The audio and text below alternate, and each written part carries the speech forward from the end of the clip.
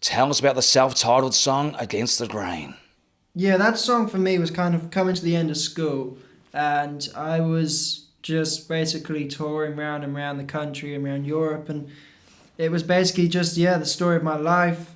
And playing with freaky people and doing really what I wanted to do, I guess, and just trying to make my way doing things kind of differently, and making the life that you want to make with it. So that was basically just this whole thing behind that, I guess. Try features a cool, soulful feel. Tell us about that track. It's a cool song because it kind of came together so differently to all the others. I had different parts for a while, and it all kind of pieced together piece by piece and developed a lot.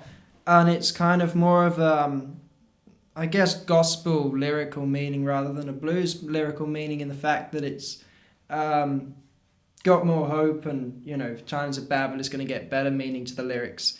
And it's basically just a ballad that I wrote, which was something different to what I wrote before. So I was glad that it all kind of came together because I hadn't done too many of them. So I mean, it's another thing to have on the album, another style that I like. So Spin the Bottle has a leaning on the Black Crowes, Faces and the Stones. Tell us about that one.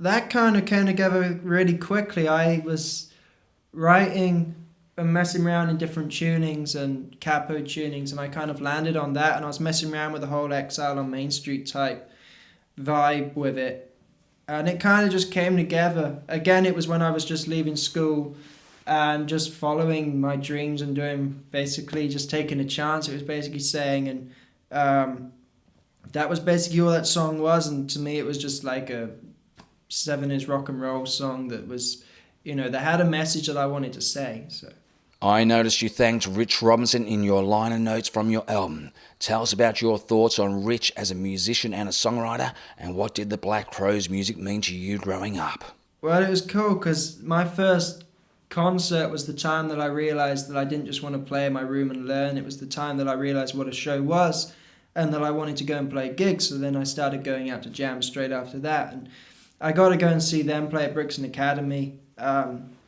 that was basically the time that I wanted to do it professionally. And so obviously that kind of music means a lot to you. And I was a fan of theirs anyway. And so I mean, it was kind of cool to be able to befriend Rich. And, I was talking to him for a while about producing the record. But it didn't work out at time schedules and everything else. And Fab made way more sense with this. So, but we kept in contact and everything. So it's great to be able to, people that mean a lot to you and have influenced you a lot, to be able to, get to know, I guess. Blues rock can be relatively underground in some parts of the world these days. Tell us about your local music scene you have emerged from, and how fruitful have the opportunities been? Well, I mean, I kind of like that about cool music, the fact that it's kind of, you have to find it. I think there's a lot of great bands out there playing cool styles, but you have to kind of look and find it, which I like because it's not kind of shoved in your face on mainstream radio.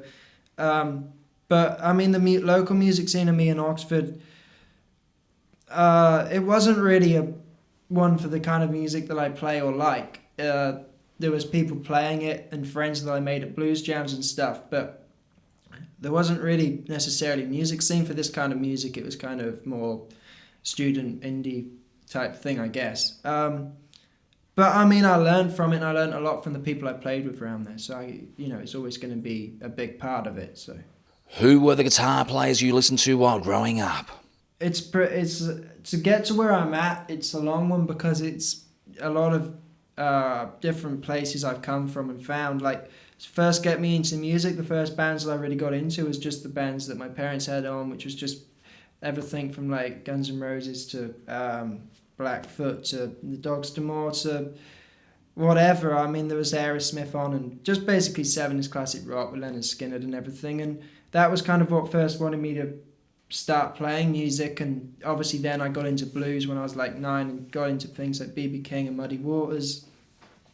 But then you find other paths as well. I got into things like Leon Russell and the Grateful Dead and Bob Dylan, and that's another path to go with. So I have a pretty broad spectrum of stuff I listen to, which then take me to my own place, I guess.